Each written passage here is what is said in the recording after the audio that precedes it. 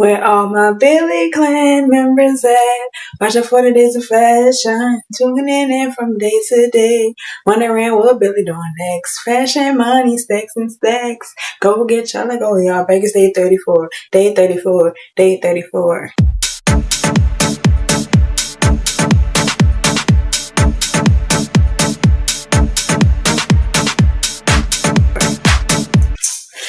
Oh, every day we're getting closer and closer to day 40. Oh my gosh. Oh, I cannot believe it. Before we get started, make sure y'all like, comment, share, and subscribe, guys. Today I'm going to be introducing the topic of trend forecasting.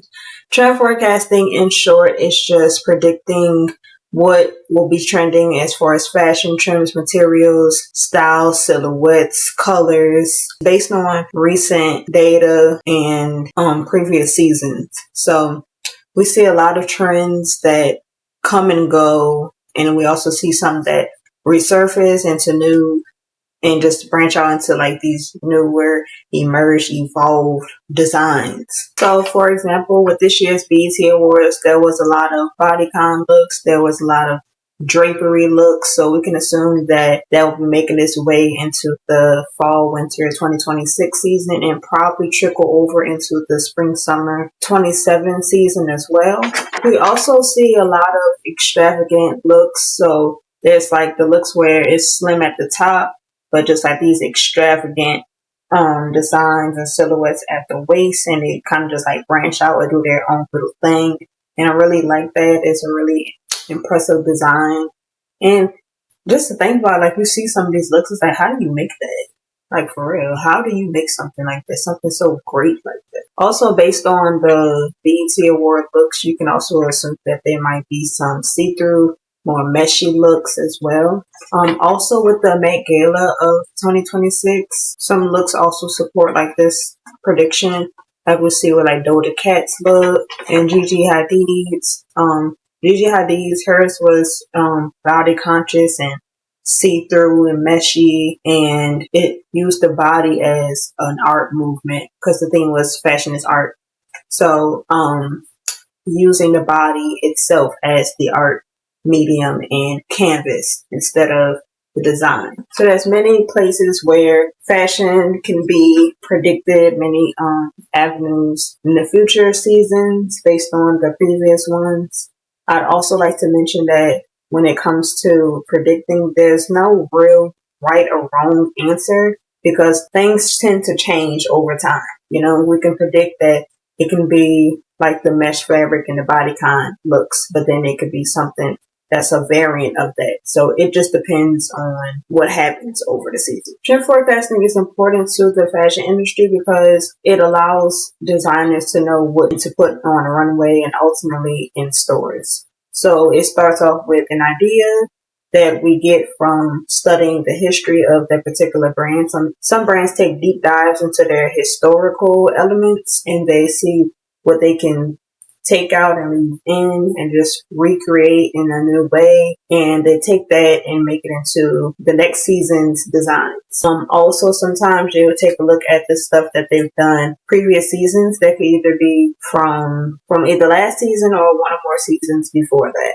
So people take inspiration from a lot of things, but the overall thing when it comes to trend forecasting is you're using what is and what was to determine what will be. This is a vital step and this is a vital skill to know how to do because we need to know what trends as a brand, as a designer, what is going to be trending soon so you can get that traction to your brand. That's what it's all about. So you need to be able to reel people in based on especially like a color. Colors are the first thing that people see. Before they see anything else, before they like even analyze and comprehend anything else about a look, they notice the color, and then they start to do a whole overall analysis of the design from head to toe, if it's on a model or a mannequin, or it could just simply be from the top of the design of the garment to the bottom, the entire look. Fashion trend forecasting is an intuitive process, and by that I mean that it takes a lot of direction. And it requires you to use your intuition. You have to really just go based on feeling, but like, okay, you feel like this is going to go in this direction based on this data and these observations. Like I said, it can be wrong. I don't know like how it is, because like when you use your intuition in a way, you really can't be wrong. Because if you think about it, when you're using your intuition, say for instance, like in a flight or flight mode situation, you use your intuition, go, hey, I gotta leave, I gotta get out of here. And then you leave, and then next thing you know, you see something happen. That's it, the same thing with fashion.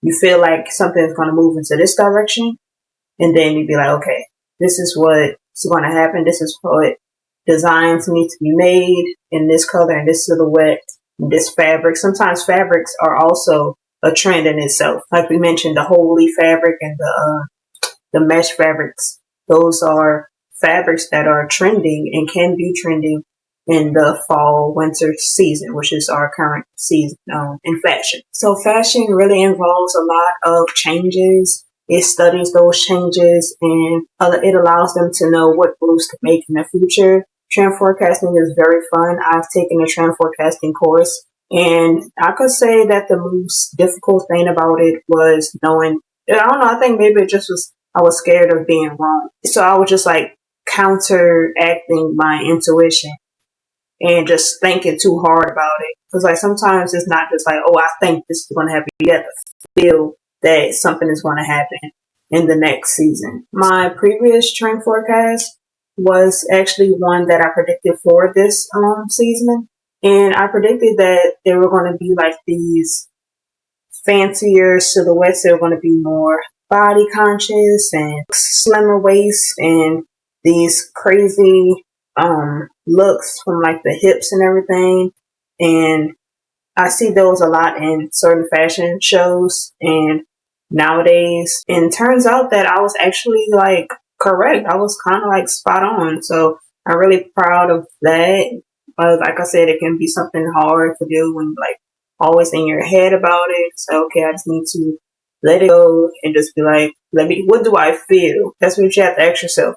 What do you feel? And sometimes you really have to sit with yourself and do this stuff and just sit there and be like, okay, I look at this design from this fashion show, and you just line them all up. Look at every single design in fashion show. Instead of like trying to I found that when looking at fashion shows to determine what will be happening next, I found that it's easier for me to just group what is a common occurrence in the fashion show.